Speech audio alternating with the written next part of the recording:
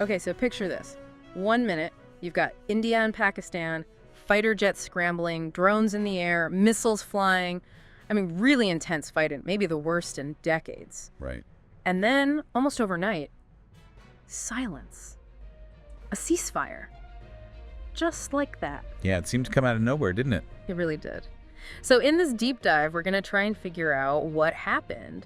How did this sudden truce between these two, nuclear-armed neighbors actually come about? We need to unpack that escalation first, I think. Definitely. And look at the different stories coming out of Delhi and Islamabad, because they don't always match up. No, they often don't. And we also need to consider the role other countries might have played behind the scenes. Absolutely. We're drawing on news reports from those crazy few days, looking at the timeline, the diplomatic scramble. Yeah. Our mission really is to understand how things cooled down so fast after getting so hot. And it's worth stressing just how hot things got. We're talking 4 days of serious military action. Not just talk. No, not just talk. Actual fighter jets, missiles, even these explosive drones being used. It went way beyond just posturing. Some called it the most intense fighting in decades. Okay, so the timeline. India strikes first, right? And then on Wednesday, they tell Pakistan why something about having compulsions to strike at the heart of terror. Yeah, that was their justification. Pretty strong language. And Pakistan's reaction? Well, initially they just rejected it. Flat out, said a severe response was inevitable. So right away it looked like things were just going to spiral. Yeah, not exactly pointing towards a quick resolution. Not at all. But then things get a bit murky. Pakistan says India actually asked for a ceasefire after May 8th and 9th. Is that right? That's Pakistan's claim, yes. So already we see different narratives about who blinked first or who initiated the move towards de-escalation. Okay, so Pakistan says, we'll hit back first, our retribution, and then we'll talk. And they reached out to international intermediaries. Exactly. That's their sequence. Retaliation, then diplomacy, but facilitated by others. Which makes it even stranger when, according to one Pakistani official, they were surprised by Indian airbase attacks on Saturday morning. Right. They thought diplomacy was already kind of happening, or at least being explored. So was it a breakdown in communication? Or just wires crossed? It's hard to know. Could be miscommunication, could be strategic ambiguity, playing messages through different channels. But the danger in that kind of situation between nuclear powers. It's huge. The risk of miscalculation is terrifying. Absolutely. And Pakistan's response to those Saturday attacks was immediate and forceful. An eye for an eye, basically, hitting the same Indian air bases that were used earlier. So that immediate retaliation, that escalation on Saturday morning, that seems to be the point where everyone suddenly hit the brakes. Or at least tried to. It looks like it.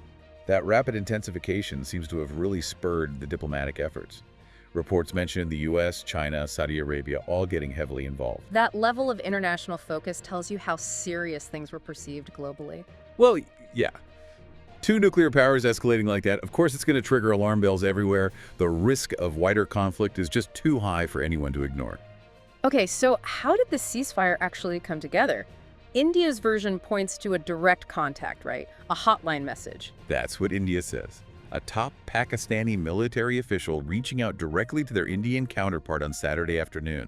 That direct military-to-military line can be crucial in moments like that, can it? Cuts through the politics sometimes. It definitely can. It allows for immediate operational steps. But Pakistan tells it slightly differently. How so? They confirm they reached out, yes, but emphasize it was through intermediaries. And they specifically mentioned the U.S. playing a key role. Interesting. So India highlights the direct talk, Pakistan highlights the mediators. Pretty much. Different emphasis, maybe reflecting different priorities or audiences. And then there's a specific time given for the agreement. India cites a call at 3:35 p.m. local time on Saturday. That's when they say the ceasefire deal was done. And they mentioned trying to make it stick. Yeah, India talked about a follow-up call to discuss the longevity of the agreement, trying to make it more than just a temporary pause. Did Pakistan confirm that bit? Not specifically the follow-up call, according to reports, but they did say they received assurances from the U.S., again pointing to that external role. Which brings us squarely to the international involvement, and this is where the stories really diverge. President Trump announces it on Truth Social, claiming U.S. mediation. Yeah, a very public claim, which immediately got a reaction. From India, mainly. They seemed to push back on that, didn't they? They did. India downplayed the U.S. role, saying the deal was worked out directly between the two countries. quite a different framing. But Pakistan was happy to credit the U.S. Oh, absolutely. Yeah. Publicly praised Trump's leadership, the U.S. role.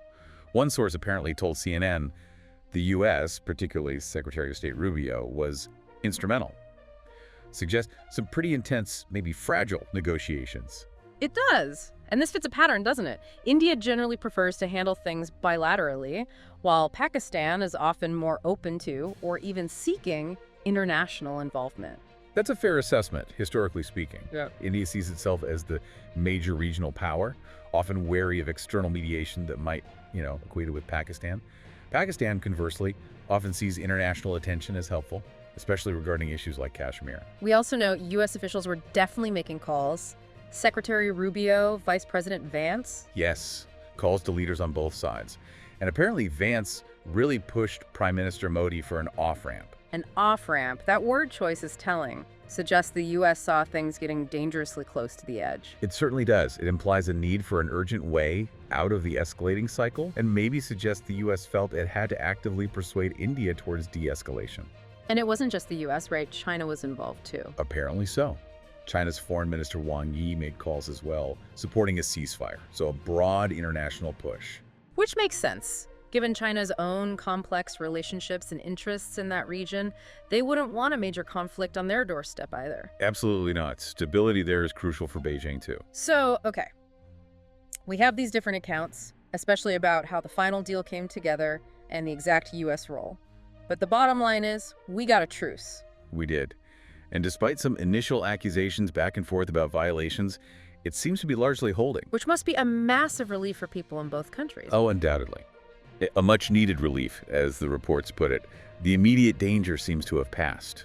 For now. Right, so let's quickly recap. We saw this incredibly fast, dangerous escalation. Fighter jets, missiles, drones, the works. Yeah, really intense for those few days. Then almost as quickly a shift towards de-escalation, driven by, a mix of things. Direct communication, maybe, and definitely international pressure, especially from the U.S., according to Pakistan at least. And we're left with these conflicting stories about exactly how the U.S. was involved or how much.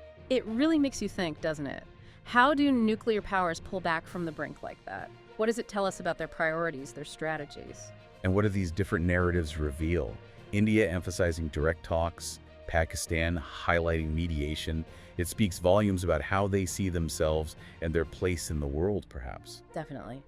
So here's something to chew on. What does this sudden ceasefire really signal about the underlying pressures on both India and Pakistan right now in the bigger geopolitical picture? Is this just a temporary fix, kicking the can down the road? Or could it maybe hint at something more fundamental changing in the region? Perhaps a new understanding of the risks or the influence of outside powers in keeping the peace. Lots to think about there. Definitely something to watch closely going forward.